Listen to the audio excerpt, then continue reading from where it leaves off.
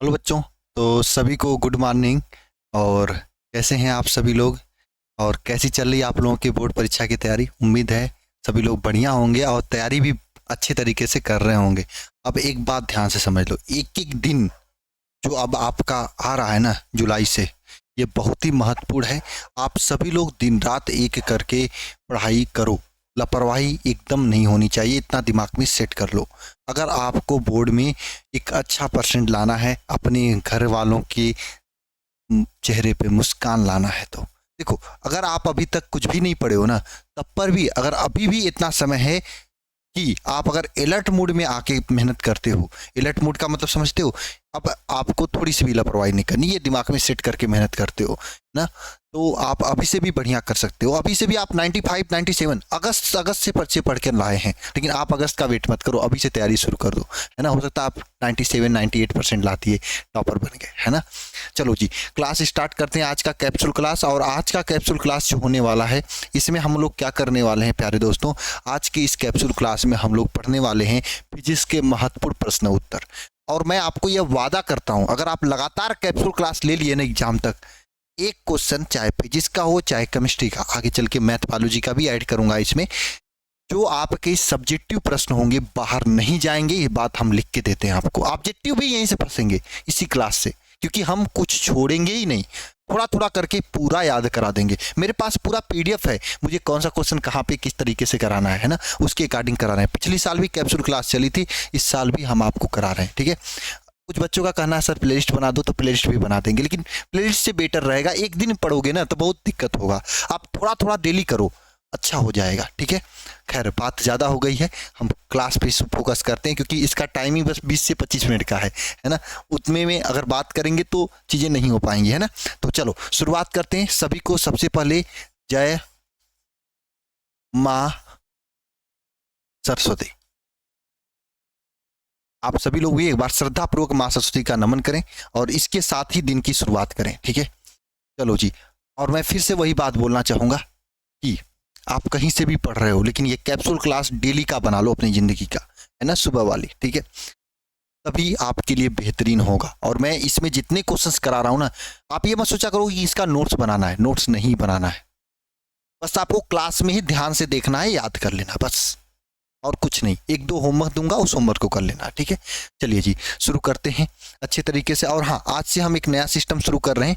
जो बच्चा रेगुलर है वो बच्चा नीचे कमेंट बॉक्स में प्रेजेंट सर लिखेगा, सबके सब बच्चे लिखेंगे। जो बच्चा रेगुलर वीडियो देख रहा है ना, चाहे आप लाइव देख रहे हो लाइव, रिकॉर्डिंग देख रहे हो तो रिकॉर्डिंग पे ही आप प्रेजेंट सर लिखो। मैं देखूंगा लास्ट में कौन बच्चा रेगुलर पूरा लास्ट तक क्लास लिया है। जनवरी तक ये क्लास चलेगी तब तक, ठीक है। चलो जी, शुरुआत करते हैं। सबसे पहला क्वेश्चन आप सभी लोगों के सामने है। क्वेश्चन क्या है? परावैद्युतांक से क्या तात्पर्य है? अब एक बार 2 सेकंड का समय लो, आप आंख बंद करो, सोचो परावैद्युतांक से क्या तात्पर्य। क्या आपको आ रहा है परावैद्युतांक की परिभाषा और फार्मूला? अपने आप अपने दिमाग से गेस करो, क्या आ रहा है? बताओ भाई, क्या आ रहा है आप लोगों को परावैद्युतांक का फार्मूला जो भी है? नहीं आ रहा है? आ रहा है? चलो जी, अच्छा आ रहा है तो कमेंट बॉक्स में कमेंट कर दो। अब मैं आपको बताता हूं, देखो, परावैद्युतांक, परा, थोड़ा पतला कर ले, परावैद्युतांक ना, या फिर इसे हम लोग कहते हैं आपेक्षित, आपेक्षित विद्युतशीलता, विद्युतशीलता, अपेक्षित विद्युतशीलता, है ना। ये क्या होता है प्यारे बच्चे, ध्यान से समझना। परावैद्युतांक या फिर इसे कहते हैं अपेक्षित विद्युतशीलता, ये क्या होता है ध्यान से समझना। देखो, आपको मैंने बताया था, देखो क्या होता है। सबसे पहले तो ध्यान देना, इसको अपसालन आर से या फिर के से प्रदर्शित किया जाता है। इज इक्वल टू क्या होता है? किसी माध्यम में विद्युतशीलता और निर्वात का विद्युतशीलता, इन दोनों का अनुपात होता है। क्या होता है?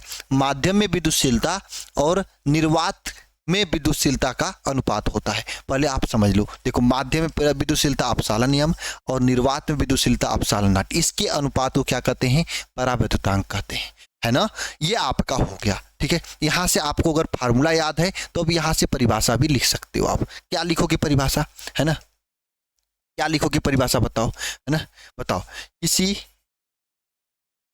किसी माध्यम, माध्यम के विद्युतशीलता तथा परा तथा तथा निर्वात के विद्युतशीलता के अनुपात को क्या कहते हैं भैया, क्या कहते हैं, को क्या कहते हैं, परावैद्युतांक कहते हैं। परावैद्युतांक कहते हैं। यह आपकी इसकी परिभाषा हो गई। बस आपको एग्जाम में इतना ही लिखना है। और कुछ लिखना चाहते हो तो ये लिख लेना पॉइंट बना के यहाँ पे। अच्छा, आपको एग्जाम में जब भी लिखना है तो ये फार्मूला को नीचे लिखना है, परिभाषा ऊपर लिखना है। मैं आपको समझाने के लिए पहले फार्मूला लिख दिया, फिर परिभाषा लिख दिया, लेकिन एग्जाम में आपको क्या करना, उल्टा करना है। फार्मूला को नीचे लिखना है, परिभाषा ऊपर लिखना है, और नीचे एक पॉइंट बना के लिख देना कि इसका मात्रक नहीं होता है, इसका मात्रक नहीं होता है, नहीं होता है ना। ये भी नीचे बना के एक पॉइंट बना के लिख देना जरूरी है आपके लिए। नहीं लिखोगे तो दिक्कत हो जाएगी, है ना। नीचे एक पॉइंट बना के लिख देना, इसका मात्रक नहीं होता है। अब देखो 2-3 चीज जान लो जो कि यहाँ से ऑब्जेक्टिव क्वेश्चन में पूछा जाता है। पहली बात भैया, पानी जो होता है, पानी का परावैद्युतांक, ये ऑब्जेक्टिव में पूछा जाता है। देखो क्लास में आपको हम ऑब्जेक्टिव भी तैयार करा रहे हैं। और हाँ, अगर आप एग्जामिनर को परावैद्युतांक पूछता है, ये लिखे, साथ में 1-2 टिप्स लिख दिए कि भाई पानी का परावैद्युतांक 80 होता है, लिख दिए वहां पे, है ना। सुचालक जो धातु होते हैं, है ना, इसका परावैद्युतांक इन्फिनिटी होता है। अगर आपने ऐसा लिख दिया तो सोने पे सुहागा। एग्जामिनर 1 नंबर जो हो सकता है कोई अच्छा हो तो एक्स्ट्रा दे देगा, है ना। कहीं से काटता है तो यहाँ से दे देगा 1 नंबर एक्स्ट्रा, कि लड़का बढ़िया जबरदस्त है। और यही चीज आपको मैं तैयार करा रहा हूँ इस कैप्सूल क्लास में, बशर्ते आपको लेना पड़ेगा भाई। बिना कैप्सूल लिए तो काम होगा नहीं, लेना पड़ेगा डेली, है ना। सुचालक धातु के लिए इन्फिनिटी होता है। कुचालक धातु के लिए कितना होता है बताओ, 1 से ज्यादा होता है ना। और निर्वात या हवा के लिए 1 होता है। ये सब चीज तो आपको पता होना चाहिए, ठीक है ना। तो ये आपको याद रख लेना है, इतना सब चीजें, ठीक है ना। अच्छा, परावैद्युतांक का एक अन्य सूत्र होता है, उसे भी लिख लो, इसी समय याद हो जाएगा। क्या अन्य सूत्र होता है, अन्य सूत्र यह होता है, याद रख लेना। परावैद्युतांक K इज इक्वल टू, आप लोग फार्मूला पढ़े होंगे, K इज इक्वल टू, एक तो फार्मूला होता है अपसालन यम अपान अपसालन नॉट, जो कि अभी अभी आपने लिखा है यहाँ पे। इसके अलावा एक और फार्मूला होता है, क्या, F नॉट बटे F यम, ये भी होता है ना। हवा में बल और निर्वात में बल, ठीक है। ये भी होता है। बताइए कि ये इसका उल्टा होता है, F यम बटे F नॉट होता है। क्या होता है बताओ जरा फटाफट कमेंट बॉक्स में कमेंट करके बताओ क्या होता है। यहाँ पे उल्टा होता है प्यारे बच्चे, F नॉट बटे FM होता है ना। ये फार्मूला होता है। तो ये तीनों फार्मूला याद रखना। अच्छा, इसके अलावा अगर और फार्मूला याद करना चाहते हो संधारित्र वाला साथ में, तो संधारित्र वाला भी याद रख सकते हो। संधारित्र वाले में क्या होता है, C बटे C नॉट होता है ना। ये सब फार्मूला आपको याद रखना है, ठीक है। ये सब फार्मूला इससे रिलेटेड है। अब ये आपके सामने क्लियर कट हो चुका है। यही तो है कैप्सूल क्लास की खूबसूरती कि आपको सब चीज़ें याद दिला देंगे, है ना। चलो जी, अच्छा, आगे बढ़ने से पहले आप लोगों को मैं बता दूं कि आप सभी लोगों के बोर्ड परीक्षा 2025 के जबरदस्त तैयारी के लिए हम लोगों ने शुरू किया है शिखर 2.0 बैच। अच्छा सर, इसके पहले शिखर बैच आप दे रहे थे, अब शिखर 2.0 बैच, इसमें क्या डिफरेंस है? देखो प्यारे बच्चे, पहली तो बात समझ लो, इस बैच में आपको क्या क्या चीजें मिल रही हैं। शिखर बैच आपको पूरा मिल जा रहा है, जिसमें आधा से ज्यादा सिलेबस हो चुका है। अगस्त तक पूरा सिलेबस हो जाएगा, मतलब आपके पास एक रिकॉर्डेड बैच मिल जा रहा है, आप अपनी मर्जी से पढ़ सकते हो। इसके अलावा ये शिखर 2.0 बैच जो कि लाइव है, ये बैच आपको लाइव मिल रहा है ना। लाइव का मतलब इसमें लाइव पढ़ाया जाएगा, है ना। चैप्टर 1 से जुलाई से स्टार्ट होने जा रहा है। इसके साथ में मॉडल पेपर, इसके साथ में आपको क्या, चैप्टर 1 से शुरू हो रहा है, डेली लाइव क्लास हो रही है। इसके साथ में आपको देख लो फ्री 5 बुक कौन से, ये वरदान बुक है, जिसमें आपके 60 नोट्स होंगे, क्वेश्चन बैंक होंगे, मॉडल पेपर होगा, सब चीजें आपके घर तक जाएंगी। फ्री डिलीवरी है। फीस मात्र 799 रुपये 100 बच्चों के लिए है। अभी बैच स्टार्ट नहीं हुआ है, इसलिए 100 बच्चों के लिए दिया गया था। हालांकि 100 बच्चे तो कब के हो चुके हैं, लेकिन हाँ अभी भी आप लोगों के लिए डिस्काउंट है, ज्वाइन कर सकते हो। लेकिन हाँ जल्दी, क्योंकि बात ऐसी है, हमने हाथ जोड़ के गोड़ जोड़ के कैसे कैसे कंपनी वालों से, देखो फीस आप लोग सोचते हो कि हम लोग जानबूझ के ज़्यादा रखते हैं, ऐसी बात नहीं। बहुत ज़्यादा कमाई नहीं होती फीस ज़्यादा रखने में, क्योंकि जितना ज़्यादा फीस रखेंगे उतना जीएसटी होगा और बहुत सारी चीज़ें होती है, जैसे एप्लीकेशन चार्ज, ये सब होगा, है ना। हम लोग चाहते हैं फीस कम रखें, लेकिन हाँ कब हम लोग को उधर से कोई ऑफर मिले तो फीस कम हो जाता है ना। तो अभी ऑफर ही आप लोगों के लिए, जैसे बिग मिलियन सेल होगा, इसमें मात्र 799 रुपये में बुक भी आपके घर तक जा रही है और पूरी क्लासेज, इसके साथ में live doubt class, study material. देखो स्टडी मटेरियल क्लासरूम वाला अलग होगा, लाइव वाला।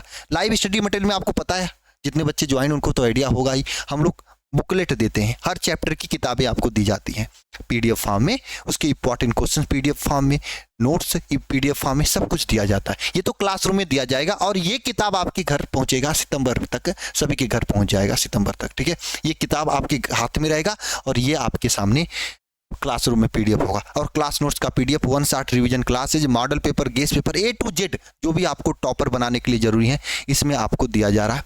ज्वाइन कैसे करना है, आप alpha institute pro app download करके ज्वाइन कर सकते हो, या फिर ये नंबर है 930 577 1375, इस नंबर पे भी कॉल करके आप ज्वाइन करके अपनी तैयारी को बेहतरीन कर सकते हो। एक बात याद रखना, समय के अंदर ज्वाइन कर लेना, वरना फिर हम आपका सहयोग नहीं कर पाए, क्योंकि इसका असली फीस 1799, क्योंकि 5 किताब भी तो है ना। और ये किताब, ये मत सोचना कि केवल जो आपके मार्केट में क्वेश्चन बैंक आता वो वाला है, नहीं भैया, इसमें नोट्स भी है, 60 नोट्स भी है, किताब मोटी होने वाली है ना।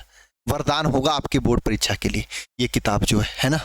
तो आप देख लो, जल्द से जल्द ज्वाइन करके अपनी तैयारी को बेहतरीन शुरू कर सकते हो। नहीं भी कुछ पढ़े हो तब पर भी बेहतरीन तैयारी हो सकता है। अगर आपने ज्वाइन कर रखा है तो अपने दोस्तों को जरूर बताइए ज्वाइन करने के लिए, ठीक है। नेक्स्ट क्वेश्चन देखते हैं। क्वेश्चन क्या है, समविभव पृष्ठ क्या है ना। यानी आपको पढ़ना है समविभव पृष्ठ के बारे में ना, कि समविभव पृष्ठ क्या है। चलो जी पढ़ते हैं। देखो नाम से स्पष्ट है, समविभव पृष्ठ मतलब एक ऐसा पृष्ठ जिसपे क्या हो, सब बिंदुओं पे विभव समान हो ना। समविभव पृष्ठ नाम से स्पष्ट है कि नहीं, नाम से स्पष्ट है, एक ऐसा पृष्ठ जिस पे स्थित सभी बिंदुओं पे क्या हो, विभव समान हो, क्या कहलाता है, समविभव पृष्ठ कहलाता है। क्या लिखोगे परिभाषा में, है ना, एक ऐसा पृष्ठ जिस पर स्थित सभी बिंदुओं पर क्या हो, विभव समान हो, समविभव पृष्ठ कहलाता है। समविभव पृष्ठ कहलाता है ना, ऐसा पृष्ठ जिस पर स्थित सभी बिंदुओं पे क्या हो, विभव समान हो, समविभव पृष्ठ कहलाता है। अच्छा जी, अब देखो समविभव पृष्ठ के अंदर एक पॉइंट याद रखना, दो चीज है, दो पॉइंट याद रखना, और इसी पॉइंट से यहां आगे क्वेश्चन भी बना हुआ है। समविभव पृष्ठ के अंदर, है ना, क्या होता है, विभवांतर क्या होता है, विभवांतर क्या होता है, शून्य होता है। यह बात याद रखना, शून्य होता है ना। अच्छा जी, समविभव पृष्ठ के अंदर विभवांतर क्या होता है, शून्य होता है, यह बात याद रखना। समविभव पृष्ठ के अंदर क्या होता है, विभवांतर शून्य होता है। इसके अलावा एक बात और याद रखनी है आपको, है ना, समविभव पृष्ठ जो होता है उसमें किसी भी आवेश को एक बिंदु से दूसरे बिंदु तक लेके जाने में, है ना, किया गया कार्य भी शून्य होता है। देखो, है ना, ये दूसरा पॉइंट याद रखना, समविभव पृष्ठ में किसी आवेश को क्या करने में, एक बिंदु से दूसरे बिंदु तक ले जाने में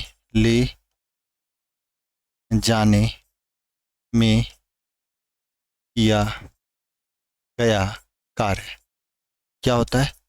शून्य होता है। शून्य होता है ना, शून्य होता है। देखो कैप्सूल पे भी लिख दिया मैंने, है ना।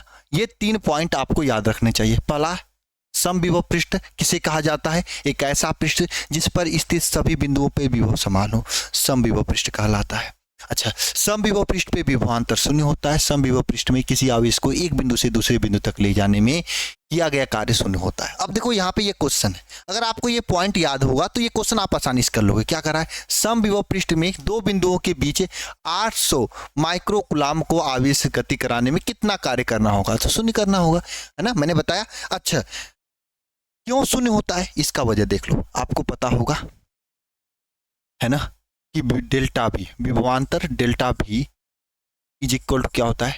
क्यू, डब्ल्यू अपान क्यू होता है। डब्ल्यू अपान क्यू होता है। अच्छा, सम विभव पृष्ठ में क्या होता है? सम विभव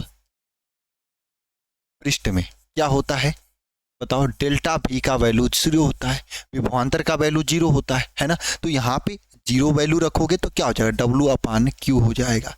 यहाँ से इसमें गुणा हो जाएगा तो डब्ल्यू का वैल्यू 0, है ना। आप चाहे 800 गुलाम का आवेश रखो, चाहे 500 गुलाम का रखो, चाहे 1000 गुलाम का रखो, क्यू का वैल्यू कुछ भी रखोगे, इसमें जाके गुणा होगा और उसका वैल्यू 0 हो जाएगा। लो जी, ये आपके सामने कहानी निकल के आ गई। बात समझ में आई क्या? समविभव पृष्ठ वाले। आगे चलें, आगे चलें, बताओ। चलो अगला क्वेश्चन चलते हैं। अच्छा, संधारित्र की ऊर्जा घनत्व से क्या तात्पर्य है? व्यंजक लिखिए। अब बताओ क्या और कौन बता लेगा? बताओ बताओ, क्या बता लोगे? कर लोगे इसे? बोलो। मैं पानी पी रहा हूं, तब तक लिखो आप सभी लोग।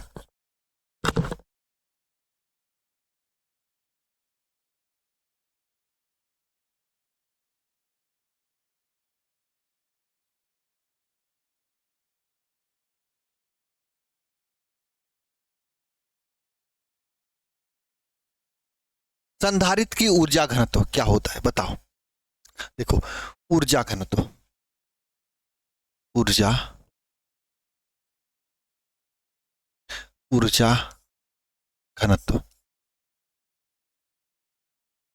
क्या होता है पता है आपको? देखो, किसी के लास्ट में अगर घनत्व आ जाता है, जैसे घनत्व आ गया, तो घनत्व इज इक्वल टू पता क्या होता है? द्रव्यमान बटे आयतन, है ना। द्रव्यमान बटे आयतन। देखो ट्रिक मैं बता रहा हूं, आयतन होता है, ठीक है, ये होता है। लेकिन आपको यहाँ पे ऊर्जा घनत्व है तो यहाँ पे ऊर्जा बटे आयतन हो जाएगा। ऊर्जा बटे आयतन हो जाएगा ना, आयतन हो जाएगा। बात समझ में आया? जैसे घनत्व इज इक्वल टू क्या होता है? द्रव्यमान बटे आयतन होता है। यहाँ पे ऊर्जा घनत्व तो ऊर्जा बटे आयतन हो जाएगा। अब यहाँ से इसकी परिभाषा बना लो, क्या होगा? अगर आयतन को 1 मान लोगे तो ऊर्जा जो है, अगर मान लो आप आयतन को क्या किए, इस आयतन को आपने 1 मान लिया, तो ये ऊर्जा जो है किसके बराबर हो जाएगा? ऊर्जा घनत्व के बराबर हो जाएगा। तो परिभाषा क्या लिखोगे? एकांक आयतन में, एकांक आयतन में जो ऊर्जा होती है, किसी संधारित्र के एकांक आयतन में उपस्थित ऊर्जा क्या होती है? ऊर्जा घनत्व कहलाता है। लिख लोगे परिभाषा? ये ट्रिक होता है परिभाषा लिखने का, है ना। ये घनत्व से आप इसकी परिभाषा याद कर सकते हो। क्या लिखोगे परिभाषा बताओ? किसी किसी संधारित्र, संधारित्र के एकांक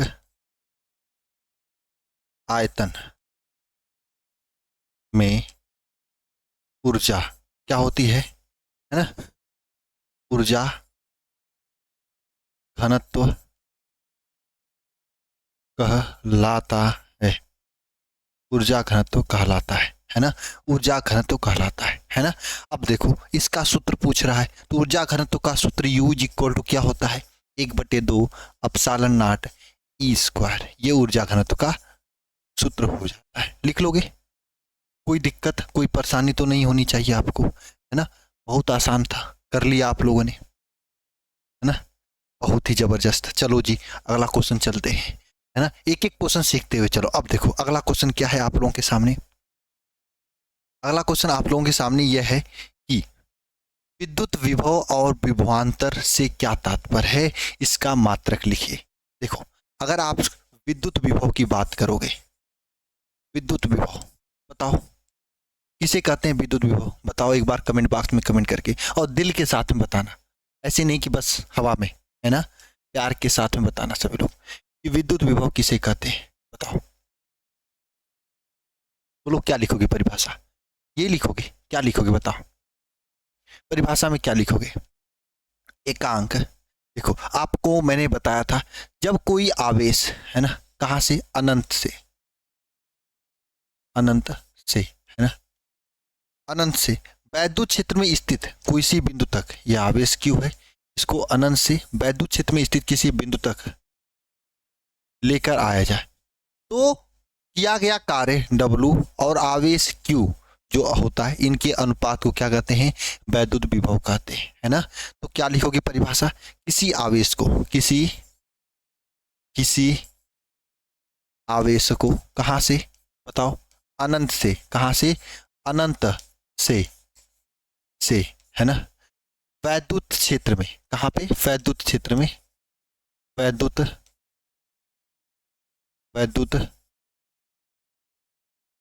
क्षेत्र में स्थित किसी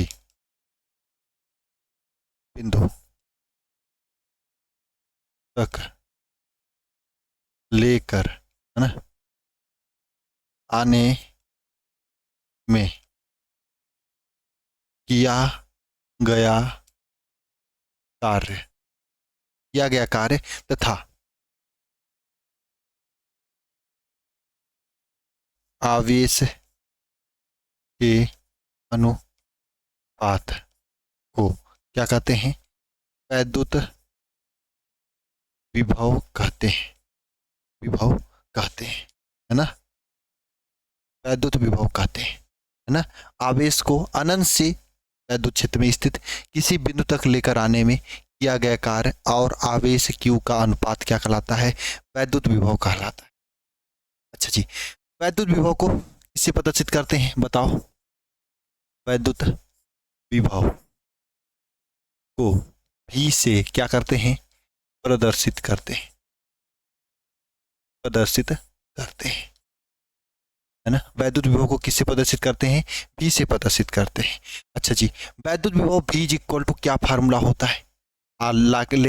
लेकर आने में किया गया कार्य W और आवेश Q, इन दोनों का अनुपात, ये विद्युत विभव का फार्मूला हो गया। अच्छा, इसका मात्रक क्या क्या होगा? बताओ, मात्रक तो मैंने आपको बता रखा है, मात्रक, है ना, क्या क्या होगा बताओ? वोल्ट, बस देखा करो वीडियो अच्छे से, है ना, वोल्ट अपान कूलाम, सॉरी, इसका मात्रक क्या होगा? गलती हो गया, W का मात्रक जूल होता है, जूल बटे कूलाम, इसका मात्रक होता है, क्या होता है?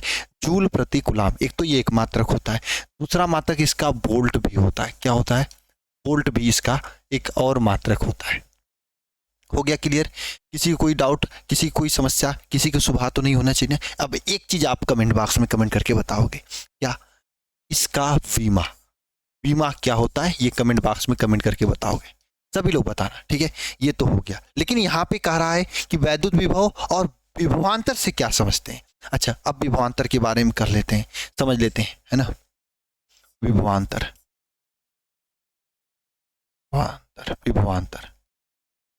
है ना, क्या होता है?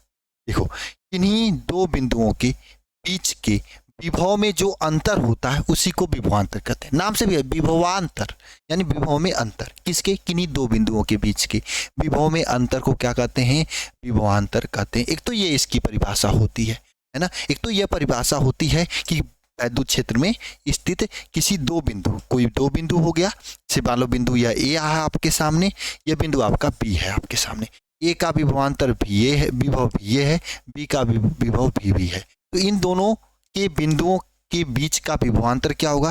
दोनों के विभव का अंतर ही विभवांतर होगा। एक तो ये होती परिभाषा। दूसरी परिभाषा इसकी ये होती है कि किसी आवेश Q को, है ना, वैद्युत क्षेत्र में स्थित किन्हीं दो बिंदुओं के बीच एक बिंदु से दूसरे बिंदु तक लेकर जाने में किया गया कार्य और आवेश के अनुपात को क्या कहा जाता है? इन दोनों बिंदुओं के बीच का विभवांतर कहा जाता है।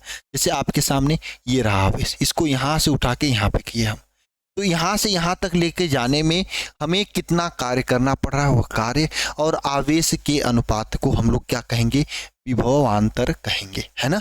क्या कहेंगे, विभवांतर कहेंगे, है ना। क्या लिखेंगे परिभाषा बताओ, वैद्युत क्षेत्र में, वैद्युत क्षेत्र में स्थित किन्हीं दो बिंदुओं, किन्हीं दो बिंदुओं, है ना, किन्हीं दो बिंदुओं, है ना, है ना, के बीच, है ना, किसी आवेश को लेकर जाने में किया गया, है ना, कार्य तथा आवेश के अनुपात को, ना, को क्या कहते हैं, विभवांतर कहते हैं, है ना। ये भी परिभाषा लिख सकते हो आप, कोई भी परिभाषा लिख सकते हो, है ना। अब देखो विभवांतर को हम लोग ना डेल्टा भी से प्रदर्शित करते हैं, भी से क्या करते हैं, प्रदर्शित करते हैं, है ना, है ना। इसे किसे प्रदर्शित करते हैं, डेल्टा भी से प्रदर्शित करते हैं, है, ठीक है। इसे किससे प्रदर्शित करते हैं, डेल्टा भी से प्रदर्शित करते हैं। अच्छा, डेल्टा भी इज इक्वल टू फार्मूला क्या होगा, इन दोनों बिंदुओं के बीच का, ये बिंदु से ये बिंदु तक लेके गए हैं, तो इन दोनों बिंदुओं के बीच का विभव, बीच ले जाने में किया गया कार्य WAB, है ना। दो बिंदुओं के बीच ले रहे हैं तो WAB। देखो विभव में हम आवेश को अनंत से लेके आ रहे थे, विभवांतर में क्या होगा, एक बिंदु से दूसरे बिंदु तक लेके जाते हैं। आप इस तरह से समझ सकते हो, विभव का मतलब हम अनंत से कोई चीज लेकर आए तो लेकर आने में किया गया कार्य, और आवेश के अनुपात को विभव कहते हैं। विभवांतर का मतलब कोई दो बिंदु है, मतलब आपके पड़ोसी के घर से उठा के आप अपने घरे लेकर आ गए, ए बिंदु से उठा के इस बिंदु तक लेकर आ गए, तो इसमें जो किया गया कार्य WAB है, इन दोनों के बीच लेकर आने में किया गया कार्य WAB, और आवेश Q का अनुपात क्या कहलाता है, विभवांतर कहलाता है। अच्छा, एक बात याद रखना, विभवांतर का मात्रक, विभवांतर का बीमा सब एक दूसरे के समान होता है, किसके, विभव के समान होता है, ठीक है। तो विभव वाला याद है तो विभवांतर अपने आप कहानी बन जाएगी। ये कहानी दिमाग में उतर गई आप सभी लोगों को, बता दो एक बार कमेंट बॉक्स में कमेंट करके,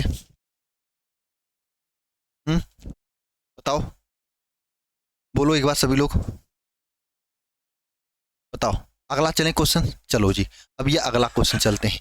ये क्वेश्चन बहुत बढ़िया है, देख लो 2023 में पूछा गया, 2019 में पूछा गया। क्वेश्चन थोड़ा सा भटकाऊ है। देखो यहाँ पे क्या है प्यारे दोस्त, ध्यान देना, यहाँ पे A/3 है, यहाँ पे 2A/3 है, इसका परावर्तकांक K1 है, इसका परावर्तकांक K2 है, इनके बीच की दूरी क्या है, D है ना। तो आपको क्या पूछ रहा है यहाँ पे, है ना, संधारित्र की धारिता ज्ञात कीजिए। अच्छा देखो यहाँ पे दो संधारित्र जुड़ा है, एक तो ये संधारित्र है K1 परावर्तकांक वाला, दूसरा संधारित्र हम नीले कलर से दिखा रहे हैं, ये K2 परावर्तकांक वाला, दो संधारित्र है। तो अगर हमें देखा जाए ये दोनों संधारित्र कैसे जुड़े हुए हैं बताओ, ये दोनों संधारित्र कैसे जुड़े हुए हैं बताओ, बोलो, ये दोनों संधारित्र कैसे जुड़े हुए हैं, है ना, श्रेणी क्रम में जुड़े हुए हैं, गलत बात। ये दोनों संधारित्र समांतर क्रम में जुड़े हुए हैं, है ना, देख लो पहला दूसरा जुड़े हुए कितने समांतर क्रम में, तो समांतर क्रम में जुड़े संधारित्र हैं। ये दोनों संधारित्र किस में जुड़े हैं, समांतर क्रम में। नहीं पहचान पा रहे हो बताओ, है ना, क्रम में क्या है, यह जुड़े हैं, दोनों संधारित्र किस में जुड़े हैं, समांतर क्रम में जुड़े हैं। देख लो भाई, यह एक है यह दूसरा है, ये दोनों एक दूसरे से सीधे सीधे जुड़े हैं ना, तो समांतर क्रम में जुड़े हैं। तो समांतर क्रम में तुल्य धारिता, आपसे धारिता ही तो पूछा है, तो तुल्य धारिता C इक्वल टू क्या होता है, C1 + C2 होता है, यही होता है। अच्छा, संधारित्र की धारिता क्या होती है, K एप्सिलॉन नॉट A/D होती है, ये होती ना, plus K epsilon not A/D होती है, यही होती है। अब ये वैल्यू इसमें रखोगे तो क्या हो जाएगा, ध्यान से समझना, C इक्वल टू क्या हो जाएगा, देखो इसके लिए K का वैल्यू K1 है, और एप्सिलॉन नॉट तो एप्सिलॉन नॉट ही रहेगा, A का वैल्यू इसके लिए क्या है, A/3 है, तो यहाँ पे A/3 हो जाएगा। अपान डी, डी तो सबके लिए समान दूरी है, डी तो डी रहेगा प्लस है। इसके लिए क्या है, दूसरे वाले के क्या है, K2 है ना, K2 है। ये आपके लिए नया प्रश्न हो सकता है लेकिन 2019 और 23 में पूछा हुआ है ना। इसके लिए K2 है और यहाँ पे अपसालन नाट हो जाएगा और बीच की क्षेत्रफल 2a/3 हो जाएगा, 2a/3 हो जाएगा। अपान नीचे क्या हो जाएगी, बीच की दूरी d हो जाएगी। अगर आप कॉमन निकालना चाहते हो तो जो जो चीजें समान है उसको कॉमन निकाल लो। कौन कौन समान है कि देखो, अपसालन नाट a/3 इंटू डी कॉमन है, अपसालन नाट a/3d कॉमन है, निकाल लो बाहर, है ना। तो अंदर क्या बचेगा बताओ, अंदर क्या बचेगा, अंदर तो यही बचेगा, यहाँ पे K1 बचेगा है ना, और यहाँ पे क्या बचेगा, 2k बचेगा, 2k ये बचेगा। ये इसकी धारिता आती है। हमने कुछ नहीं किया, ये दोनों समांतर क्रम में जुड़ा था और संधारित C1 का वैल्यू होता है K अपसालन नाट a/d, ये होता है, ये फार्मूला लगा दिया, आंसर आ गया। ये क्वेश्चन आप लोगों के लिए नया हो सकता है तो इसे आप लोग अपने कॉपी में नोट डाउन कर लें, ठीक है। इसे अपने कॉपी में नोट डाउन कर लेना, ये इंपॉर्टेंट भी है, 2019 में पूछा गया है, उसके बाद तो कभी नहीं पूछा गया है ना। तो ये आप जरूर इसे लगा लेना, ठीक है ना प्यारे बच्चे। अब चलते हैं आपके होमवर्क की तरफ। आपका होमवर्क आज का ये है कि आवेशित संधारित्र में कुल आवेश कितना होता है, 0, 1 माइक्रोकुलाम। सी का वैल्यू आपके सामने ये है। आंसर कमेंट बॉक्स में होना चाहिए, प्रेजेंट सर के साथ में, है ना, प्रेजेंटी के साथ में, ठीक है। नेक्स्ट क्वेश्चन आप लोगों के लिए यह है, सिद्ध कीजिए कि निरक्षीय स्थिति में किसी बिंदु पर विद्युत द्विध्रुव के कारण विभव का मान 0 होता है। ये क्वेश्चन भी बहुत महत्वपूर्ण है, ये आपके लिए दीर्घ उत्तरीय प्रश्न का है। अब दीर्घ उत्तरीय प्रश्न क्या करना है, आपको अपने से लगाना है, इसको क्या कर लेना है, लगा लेना है। लगा के कहाँ भेजोगे, मैं अगर मानते हो होमवर्क के लिए तो देखो, अगर आप मुझे पहले मैं कहता था कि 8 बजे तक भेज दो, 8 बजे तक 1000 लोग भेज देते हैं अपना आंसर। सोच लो कितने लोग पढ़ने वाले हैं, कितने खतरनाक लोग हैं। इसलिए अब आपको मैं टाइमिंग कम कर रहा हूँ। टाइमिंग कम करने का मतलब आप सुबह 7 बजे तक भेजना है, ठीक है ना, AM तक। जो बच्चा 7 AM तक इसे लिख लेता है वो बच्चा भेजेगा मुझे, कहाँ पे भेजेगा, टेलीग्राम नंबर लिख लो, 930 577 1375, ये टेलीग्राम नंबर पे भेज देना। या फिर इंस्टाग्राम चलाते हो तो सबसे बढ़िया इंस्टाग्राम पे ही भेज देना, अच्छा रहेगा, है ना। क्या होता है, ALPHA अल्फा INSTITUT, है ना। इस तरीके से आपका इसका शायद आईडी है, ऐसे ही होता है आईडी, मैं देख लेता हूँ, देख के बता देता हूँ, ठीक है। हमें उतना इंस्टाग्राम का कुछ आइडिया नहीं है, आप चैनल पे जाओगे तो मिल ही जाओगे ना। तो इंस्टाग्राम पे भी भेज सकते हो, मैं बता देता हूँ, देख के कहाँ पे मिलता है आईडी, कहाँ पे दिखता है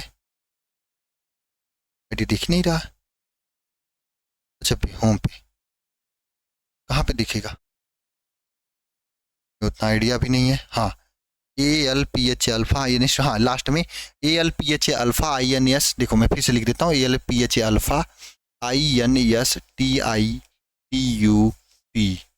है ना, डैश। इस नंबर पे आप मुझे इंस्टाग्राम पे भी भेज सकते हो। आप कोशिश करो इंस्टाग्राम पे भेज देना, इस पे व्हाट्सएप मत करना कभी। व्हाट्सएप करोगे तो ये मेरे पास नहीं होता, कहीं और जाएगा तो कोई और देख कर आपको कुछ बता भी नहीं पाएगा। आप करना तो इस पे टेलीग्राम करना, है ना, ठीक है। या फिर आप इस पे इंस्टाग्राम चलना, अगर इंस्टाग्राम चलाते तो इसी पे कर लेना, फॉलो वगैरह करके इस पे भेजते रहना, मैं देख लिया करूंगा, ठीक है ना। ये आपके लिए ऑप्शन है। बाकी आज के दिन के लिए सभी को बहुत बहुत शुभकामनाएं। दिन भर खूब मेहनत करना, और रही बात बैच की, तो जो भी बच्चे जितना जल्दी हो सके ले लो। आप सभी लोगों के लिए बस यही कहना चाहूँगा, क्योंकि समय निकल जाने के बाद कुछ और हाथ में नहीं मिलेगा, और जो बच्चे जितना जल्दी लेंगे उतना जल्दी उनको किताब जाएगा, बात यही है, समझ लो। जो बच्चा पहले लेगा उसको पहले किताब जाएगा, लेट लेगा तो लेट जाएगा, सिंपल सी कहानी है। तो लेट ना करो आप सभी लोग, ठीक है ना। ये किताब आप लोगों के लिए वाकई में वरदान साबित होगा। इस बार बोर्ड परीक्षा में तहलका मचने वाली है, इस किताब से टॉपर निकलने वाले, देख लेना आप, ठीक है। मिलते हैं नेक्स्ट वीडियो में, सभी को जय मां सरस्वती।